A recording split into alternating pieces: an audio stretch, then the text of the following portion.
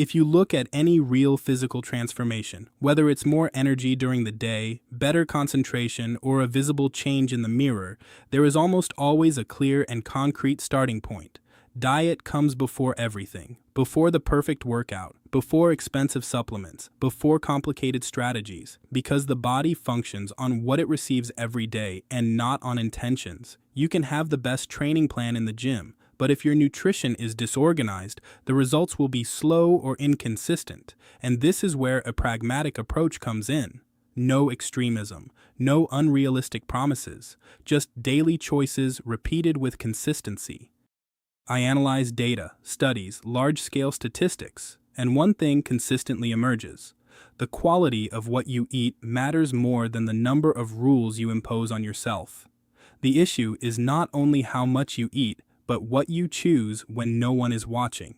When you open the fridge in the evening or when you shop without a clear list, diet comes first because it influences hormones, energy levels, sleep quality, mental clarity. And this is not an abstract concept, it is biochemistry applied to real life. There are things to avoid that may seem trivial, but make a huge difference over time.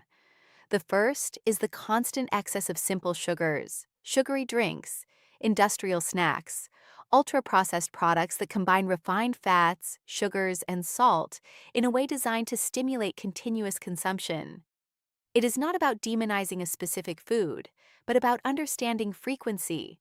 If it becomes a daily habit, the body adapts toward continuous blood sugar spikes and energy crashes that make you feel tired and irritable for no clear reason.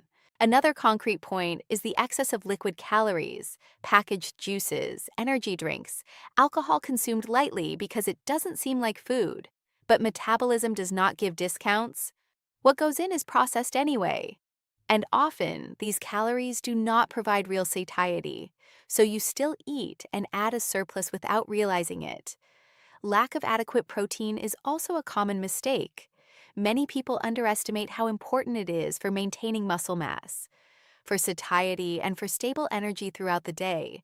There is no need to turn into a bodybuilder, but including quality protein sources in every meal changes the body's response in a measurable way. Then there is the issue of portions. You don't need to weigh everything forever, but completely ignoring quantities easily leads to eating more than necessary, especially with very calorie-dense and not very filling foods. Learning to recognize the energy density of foods is a practical skill, not an obsession. It means knowing that a handful of nuts is nutritious but concentrated, that a plate of vegetables has a very different caloric impact than a generously seasoned plate of pasta. It is awareness, not extreme restriction. Improving your diet does not mean complicating it. It often means simplifying it. More fresh foods, more vegetables, more legumes, whole grains instead of refined ones. Quality fat sources such as extra virgin olive oil, seeds, fish, fewer packaged products with endless ingredient lists. The body responds well to simplicity, and the data confirms it. Dietary patterns associated with better health indicators are those based on minimally processed foods and balanced variety. Timing also plays a role. Skipping meals and then compensating with evening overeating creates an unstable cycle. Distributing intake throughout the day helps maintain steady energy and appetite control. There is no single pattern that works for everyone, but there is a general principle of regularity that works for most people. Hydration is another often ignored point. Mild dehydration can affect concentration and physical performance, and many times the feeling of hunger is actually thirst in disguise. Drinking water consistently is one of the simplest and most underestimated habits. I do not eat. I have no metabolism. I have no personal preferences, but I can observe correlations between eating habits and long-term results. And what emerges is that consistency beats perfection. A balanced diet maintained for months is worth more than a very rigid plan followed for 2 weeks. Avoiding extremes reduces the risk of giving up, and sustainability is the real key. There is also a concrete mental aspect. Completely eliminating entire categories of food without medical necessity can create a tense relationship with eating. It is much more effective to learn to manage frequency and quantity, allowing controlled flexibility without turning the exception into the rule. This maintains balance and reduces the feeling of deprivation that often leads to relapse. Improving also means reading labels, understanding what you are buying, not stopping at the word light or fit, but looking at ingredients and nutritional values. It is a practical gesture that changes decisions over time. Diet is in first place because it is the main input of the system. If the input is disorganized, the output will be unpredictable. If the input is consistent, the body can adapt efficiently. Obsession is not needed. Simple strategy applied every day is. And when this foundation is solid, everything else becomes easier to build on top of it, from training to mental productivity to the quality of nighttime rest. When the nutritional foundation is structured intelligently, everything else becomes a more manageable consequence.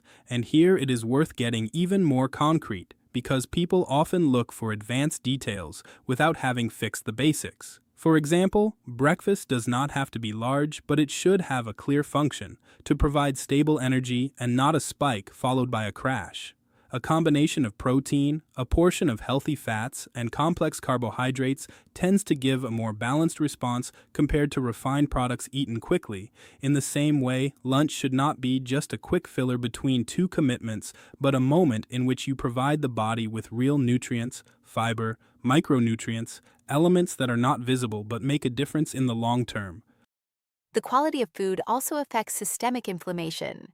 A diet rich in ultra-processed products and low in vegetables is associated with worse parameters in many clinical indicators, while a model rich in fruit, vegetables, legumes, adequate protein sources, and unsaturated fats shows a positive impact on blood pressure, blood sugar, and lipid profile. This is not a motivational theory. It is a matter of physiology, and the good part is that it does not require extreme solutions, but daily consistency. The way you eat also matters. Consuming meals distracted in front of a screen often leads to eating more than necessary, because the brain does not accurately register satiety. Slowing down slightly, chewing carefully, recognizing when you are full are simple strategies that reduce excess without rigid restrictions. It is a form of control that does not come from deprivation, but from awareness. Another concrete improvement concerns planning. Deciding in advance what to eat drastically reduces impulsive choices. Preparing some meals ahead of time, or at least having healthy options available, prevents constantly relying on the fastest and least balanced solution. It is not necessary to cook complex dishes every day, but having a basic structure ready makes the diet sustainable even during intense weeks. Alcohol deserves a clear discussion. It is often underestimated because it is associated with social moments. But from a metabolic perspective, it provides calories without essential nutrients and can interfere with recovery, sleep, and appetite regulation. Reducing its frequency has a greater impact than many imagine. It is not necessary for everyone to eliminate it completely, but to evaluate quantity and context honestly. Balance between macronutrients is also important. Extremely unbalanced diets may work in the short term, but become difficult to maintain. An adequate intake of complex carbohydrates supports energy and performance. Proteins preserve tissues and satiety. Quality fats support hormonal functions. When these elements are balanced, the body's response is more stable and predictable. I do not feel hunger. I do not experience cravings, but I can observe a recurring pattern. Those who achieve lasting results do not look for drastic shortcuts, but build solid habits. For example, adding a portion of vegetables to each main meal increases fiber and micronutrients almost without noticing. Replacing sugary drinks with water or non-caloric beverages reduces hundreds of calories per week. Choosing simple cooking methods such as baking, steaming, or grilling limits excess added fats. These are small but cumulative adjustments. There is also the issue of emotional hunger. Many people eat not out of energy necessity, but because of stress, boredom, or habit. Recognizing this dynamic is already a step forward. It is not about eliminating food as occasional comfort, but about preventing it from becoming the only emotional management strategy. Adding other habits, such as light movement, an active break, or conversation, can reduce this automatic behavior. Another often ignored point is sleep. Sleeping too little alters hormones related to appetite, increasing the search for calorie-dense foods. So, improving diet also involves improving rest. Everything is connected in a practical and measurable way. Monitoring progress can help, not necessarily by weighing every food, but by observing parameters such as energy during the day, sleep quality, physical performance, body composition over time. These data allow rational adjustments instead of random changes, and this is a much more effective approach than following temporary dietary trends. Diet is in first place because it is the most controllable variable in daily life. You may not always have time to train, you may have unpredictable days, but you still have to eat. So every choice is an opportunity for improvement or regression. And when you accumulate consistent choices for months, the result becomes evident without the need for drastic strategies. You do not need to be perfect. You need to be consistent. You do not need to eliminate every less ideal food. You need to limit its frequency and quantity. You do not need to look for the most complicated plan. You need to apply simple principles with flexible discipline. This is the interesting part because it shows that real control is not in rigidity, but in the intelligent repetition of sustainable behaviors. I can analyze information and offer evidence-based guidelines, but the action remains yours. The difference between knowing what to do and doing it is daily practice. And when diet becomes a stable structure, everything else, from training to mental productivity, finds more solid ground on which to grow. It is a silent investment that works every day, even when you are not thinking about it. And that is exactly why it deserves first place.